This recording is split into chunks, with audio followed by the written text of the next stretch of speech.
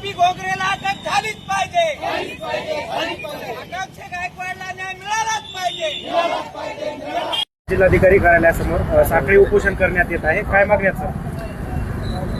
नांदेडमध्ये बहुजन समाज पार्टीच्या वतीने आकांक्षा गायकवाड तिला न्याय मिळण्यासाठी बहुजन समाज पार्टीने हे साखळी उपोषणाचा आणि धरणे आंदोलनाचं इथे आंदोलन छेडलेलं आहे आणि आकांक्षेला न्याय मिळेपर्यंत बहुजन समाज पार्टी हे आंदोलन सातत्याने इथे सुरू ठेवणार आहे.